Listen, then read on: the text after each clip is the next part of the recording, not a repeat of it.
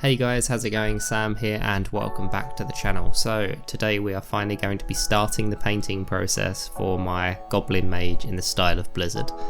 So I know I say this every time, but I'm really sorry this video has taken so long to get out. I mean, I always plan on releasing them kind of 2 weeks after the last one and it's been 2 months. So same excuse, been really busy with freelance work that just had to take priority. Obviously I'm not getting paid for these videos, so they have to be done when I find spare time, and unfortunately I just haven't had any. But anyone that has watched the previous videos in this series and is now watching this one, you are awesome. You're the reason I do this. Thank you so much for watching, and yeah, let's just get on with it. If you haven't watched part 1 and 2, I really recommend it first before watching this one. It basically goes through analysing the style of Blizzard and how I'm going to tackle the piece and the block out for my 3D. So what you're seeing at the start of this is where I left off in the second video. So if you haven't seen those, I really recommend checking those out first and then coming back to watch this one. So what you haven't seen me record was sketching over the 3D model just to get a general idea of how the character's going to look. Apologise for not recording it, but I figured it wasn't that useful and it just would have been using up more time. So the sketch is already done, and I've got a basic block out now that I can work from and really start getting into the painting process, which is what you're going to see now. So I actually created 2 templates, a dark character over a light background and a light character over a dark background, just to see how the value differences would work out. Now with most card art you see a dark character with a light background, basically because it creates a really nice silhouette of the character and really makes it pop. I think it's easier to achieve localized values with a dark character than it is the other way around, because it's so easy to start adding in darks. At least for the way I paint, I find it easier to add in darks than I do lights, and I end up, if I start with a light character over a dark background, I end up kind of meeting in the middle and the value ranges become a bit muddied. So with this piece, obviously I'm going to add, it's not going to be entirely dark, it's not going to be a complete silhouette. It's going to be quite well lit in the face and things like that, but you want to keep the values quite dark. So throughout this painting process, that's what you're going to see. And I achieved that with the background really making it kind of pop and blow out using overlay layers set to bright colours. You're going to see me use a blue and white just to blow out the background, which will currently be a kind of murky brown with all the bookcases. So the actual colour of the bookcase will end up changing, rather than their local colour of brown will start to become this blue tone from where I've used this crazy bright light. And again, that's what Blizzard tend to do. They use this pop of colour from behind the character just to draw your eye into it. Remember, with card art it's going to be very small, so you need the forms to be readable from a distance. The easiest way to do that is to really exaggerate the separation of value ranges that aren't true to normal life. So you're taking some creative license here to really push out those value changes. So I decided to focus on the face first, and I think this is quite common for artists. They tend to, obviously viewers are drawn to the face and hands, and in my piece it's all about the face and hands. So I wanted to make sure I got those kind of right first. And with the face, I think a piece lives and dies with how good the face is. So I wanted to get that kind of blocked in so I had a general idea. It's not necessary, you don't have to do it that way. It's just, I find if you make progress with what I view as the most difficult part, then the piece becomes easier and it gives you some reason to finish it. I found I haven't finished pieces in the past because I've left the face for too long. It's the last bit I get round to and I never want to tackle it. So I jumped head first with the face, and it was the bit I wasn't sure of the most actually. And it's actually the part that I would change the most if I was to redo the piece. But yeah, I jumped in on the face. I wanted to get some basic values in. It's definitely not finished by the point I leave it, but it's a good idea of the character and some colours I'm going to use. I went for these green yellowy tones with some browns for the shadows, and obviously I'm going to start to get blue tones in there as well. I really struggled with the nose. The 3D model, I don't know why I didn't use it, had this really nice angle of the nose, but it wasn't quite exaggerated enough. So I'm trying to paint the nose as if it's flat on, and obviously the camera's really looking up at the face, so I definitely made that mistake. I do fix it in the end, but I think I could have pushed it further. I could have had him have a really longer hook nose, which I think would have worked a lot better. Something I've done in painting since this one is take the model into ZBrush and add some details such as the nose and boils and characterizations such as the mouth to the 3D model so that it's done for me. I find it's just really quick in ZBrush, it's really fun, and obviously you've got a 3D model then you can use in the future as well. So if you are going to tackle this process, if you've already got the 3D character, why not spend the extra 20 minutes in ZBrush, you know, taking it a bit further, kind of exaggerating the features, and then you don't have to do that in the 2D. Obviously if you want to do that in the 2D, then great, if that's something you enjoy, but for me, I think I have done it since and it makes the process faster, so that's definitely something I'll be doing moving forward. You'll see as I'm painting this that the line drawing flickers on and off, and I apologise if it's a bit annoying, but I find it's really useful while painting, and because it's sped up, obviously it's really flickering. I leave it on for maybe a second or two before turning it off, and the reason I do that is to check to see if my values are reading as well as having the line drawing on or off. So the best way to know if something is reading, if the forms are reading, is by turning off your line drawing, and if you cannot tell what it is, then you know you have to carry on adding details. So that might be shadows or highlights in certain areas to make certain objects stand out. Obviously there's no such thing as a line in real life. It's just the closest thing you get to looking like a line is where, you know, a shadow meets a highlight. So by turning off the line constantly, it gives me a good idea of, is this finished enough? Do I need to keep pushing it? So as you can see, the face at this point doesn't have the line drawing on, and it's because I can kind of read the values. They're not defined, they're not clear, but at least they're kind of there. Whereas if you were to turn off the body's line work, it wouldn't read at all because there just isn't enough information there. So that's a good technique that I recommend using in your painting process.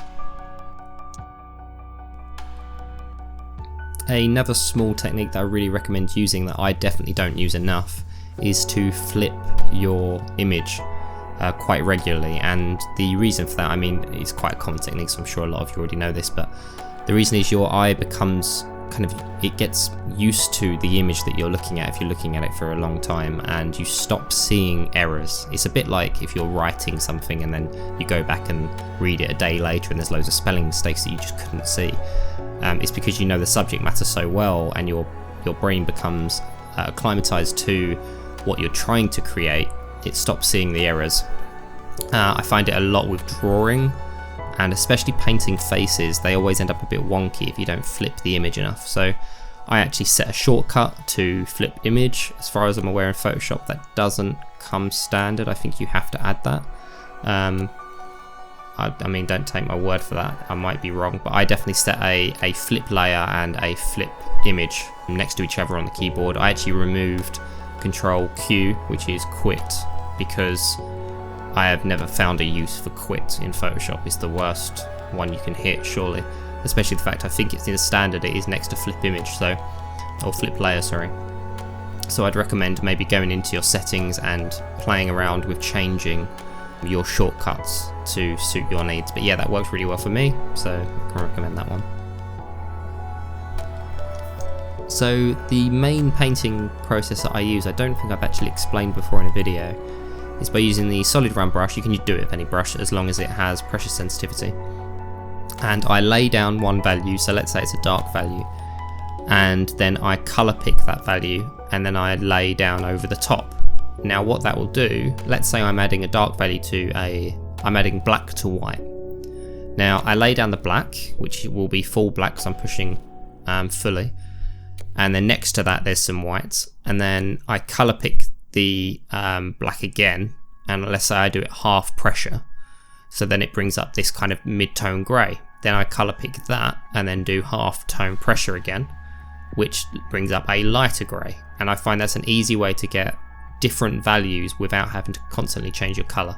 So using pressure, you'll see me constantly colour pick draw, colour pick, draw, which creates this natural kind of gradient of tone, which is an easy way to blend. And then over the top of that, you do get some weird lines, kind of merge lines that aren't fully blended, but the main point is to get the values in, not worry about the blending.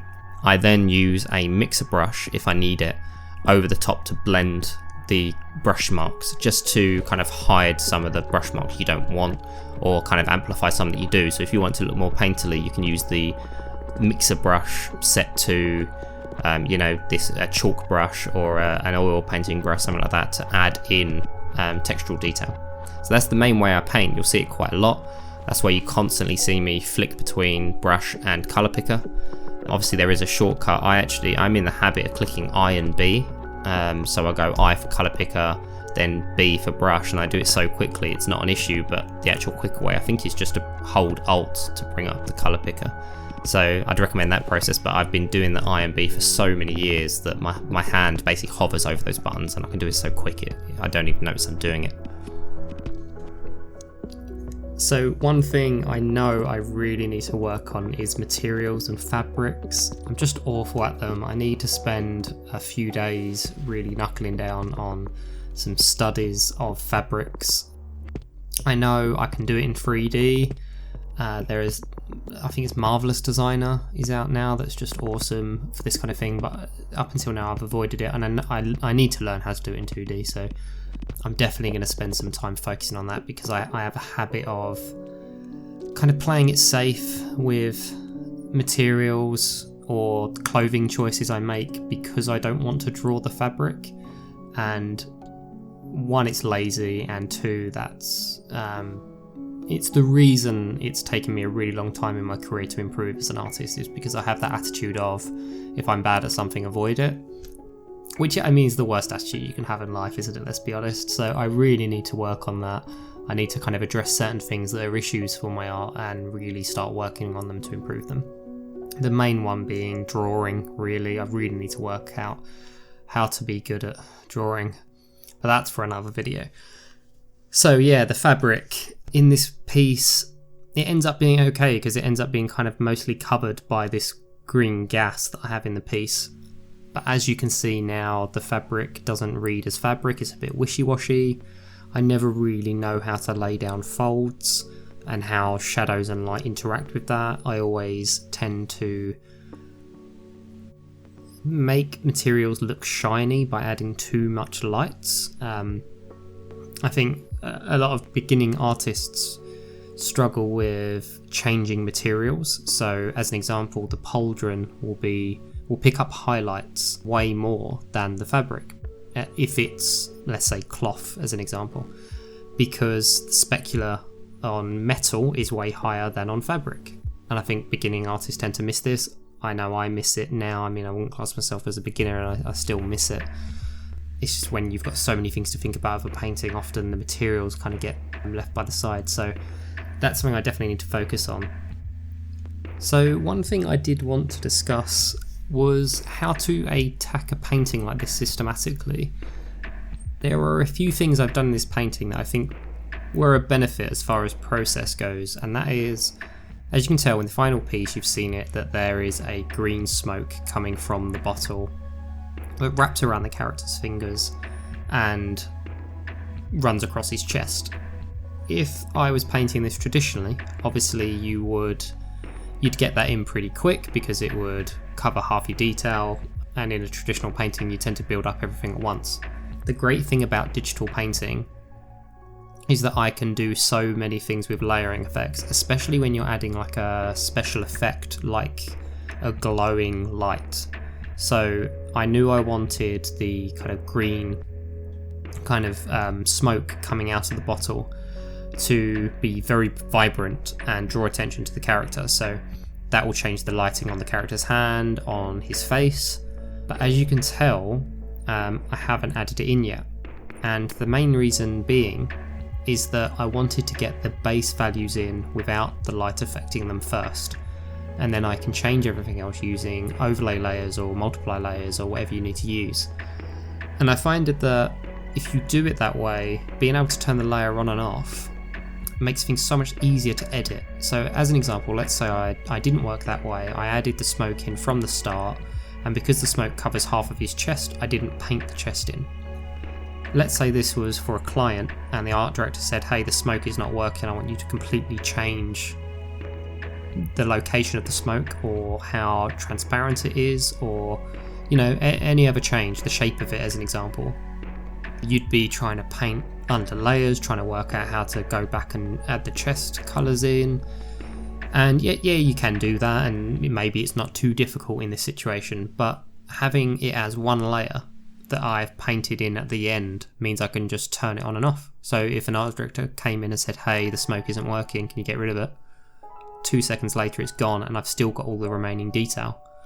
I find if you try to work out potential issues and create layers in Photoshop documents to accommodate for them, that'll be really beneficial for a client. I've worked on both sides of it. I've been an artist where I've been told to remove something that didn't exist and you feel horrible as a human being. And I've also been on the other side of it where I've been a manager and I've asked for an artist to remove something and they haven't been able to because it doesn't exist. And also on that side, when you've got clients that you need to give designs to as a art director or design manager, it's really annoying when an artist then has to spend maybe an hour correcting something that in your mind should have been done in the first place. So I know if you are starting off and you're learning to paint, then you won't be doing this yet, because you have to know how to do the groundwork first to think about these things, because it's just too much.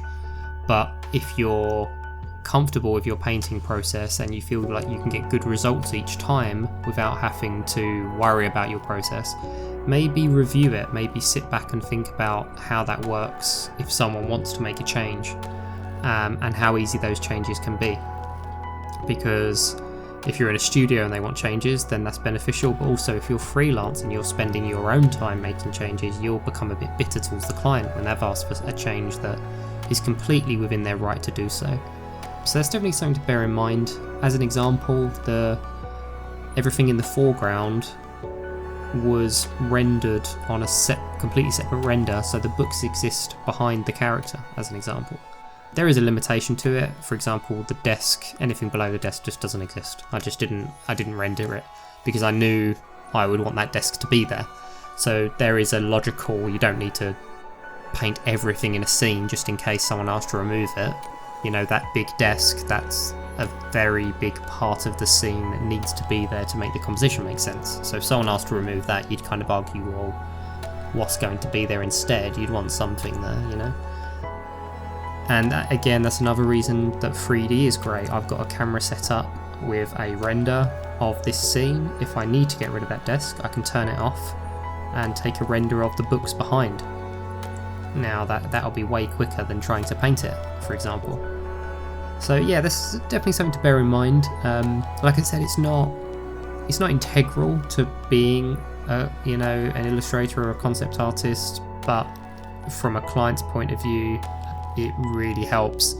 I think I've mentioned before, if you're dealing with an artist where their layering is a mess and they have to give that file to another artist or even a client, I've had it in the past where I was altering other artists' PSDs just because they didn't layer things, or they had 20 layers for one object when no one's ever going to need that many. So something to bear in mind. If you're happy with your painting process, definitely consider it. Think about if you can improve process, if there's any glaring mistakes. If you're the kind of person that has 300 layers in a PSD, then it's worth altering it. It's worth altering your process to find a better way. I'm not great at it. In fact, I'm pretty bad. I'm pretty messy in Photoshop, but it's something I'm working on. It's something I'm getting better at for sure. You'll see as I'm working on the background elements, I'm turning the blue light off, which kind of backs up the point I was just making about the green glow. I wanted to get the base colours in without the blue interfering because it's easier to do. and then I can add the blue in because I know it's going to wash out half the colours anyway. So the brown bookcase in the background I know won't be brown in the final image because I'm adding this bright blue light to it. But it's easier just to paint it in brown and then add the blue light in afterwards. If I added the blue light, it adds a gradient to every single value that affects the painting process, so it's really hard. Have you ever tried to paint something when you've got an overlay over the top of it, creating a gradient? It's hard to colour pick because every colour pick you choose, let's say you choose a mid-grey, you draw that mid-grey line in over the gradient and you're going over lighter and darker tones, so you're constantly having to colour pick, and then you're going to have to try and blend it, and it's a nightmare. You don't want to be doing that. So again, it goes back to the point of trying to reorganize. If you can go, okay, I'm going to have this glow effect, but I do not want to have it on yet, because if I add it on now and merge down with the bookcase, I'm really going to struggle to add details without having to do loads of blending because the values change so dramatically. It's kind of hard to explain that process, but I hope that kind of makes sense. Basically, don't add gradients and merge down. That's the point. So this part of the video will actually be finishing pretty soon because I think it's at a good midway point before kind of finishing up the design. One thing I really notice with people's work where they tend to go a bit wrong when they're still kind of in the early stages of their career of becoming an artist, it's at this kind of point that they struggle. And there are ways to work out if a painting is heading in a good direction. You tend to find people don't put the groundwork in before they start adding these details, really start polishing the piece, and they spend hours and hours and hours adding details on top of a design that isn't really working. Now hopefully, as you can see with my process I've used for this, it's almost foolproof. It's hard when you're using 3D and then following a certain process with certain thought processes, it's hard to fail. Now I'm not saying this is a great painting, I'm just saying it's not, I don't think it's a bad painting, and it's because of the point it's at now, everything kind of reads. The reason I say it's not a bad painting is because you can tell that it is a bookshelf with items, you can tell that there is a desk in front of him, you can tell that he is a goblin, you can tell that he is standing holding a bottle, and that's what you're trying to do as an artist. With, as an example for Blizzard cards that I'm trying to create here, they are trying to tell a story with one image, and hopefully that is reading. If you can't tell what he's wearing, then it's unsuccessful. If you can't tell his pose or where his hands are, or how he interacts with the environment, then the piece fails. And it's at this point you can make all those decisions. So I tend to have a checklist before you get into the part where you're just rendering, which is going to be the next video really. Everything's kind of set in stone now, it's just adding detail, changing colours, adding values to make everything pop out more. And use a checklist of, are the values reading, are the colours working in harmony, does the character that I want to show come across, or whatever you're doing, maybe it's a vehicle or a weapon, does it portray how you want it to? And write down everything that you think could be criticised about the piece, and even if you have a yes/no answer. So is the character reading well? Well, yes. Is the character's pose as good as it can be? For me, probably be, well, no. And go through it that way. And then start to take notes about, if you do 10 pieces and you've got these checklists written out, you might find, my postures are always bad, or my value ranges are always bad, and it gives you a good idea of what you need to work on. So I think at the end of the next video I'm going to compare this piece to a professional Blizzard painting and run through that checklist, so you guys will be able to see exactly what I analyse with my own work. So I think that will be useful. So that is where we got with this piece so far. Again, I'm really sorry it took so long to get out. The next one should be way faster. You can see the final piece along with where we've got to so far. You can see there is a fair amount of change, mainly just detail, adding in that glowing wispy smoke effect in the bottle, just general rendering after that, so it should be a quicker video for sure. I would love to hear your thoughts as usual. If you haven't subscribed or hit the notification bell, I recommend it. As I've mentioned 100 times in this video, it takes me a while to put them up, so you know, if you don't hit that notification bell, you'll probably never see one of my videos again because they just disappear into the ether. So if you do want to see the next piece, hit that bell and let me know what you think. Is there anything in this piece that you loved, hated? I'm sure you're all sick of me talking, so I'm going to let you go. Have a good one, guys, and I'll catch you in the comments.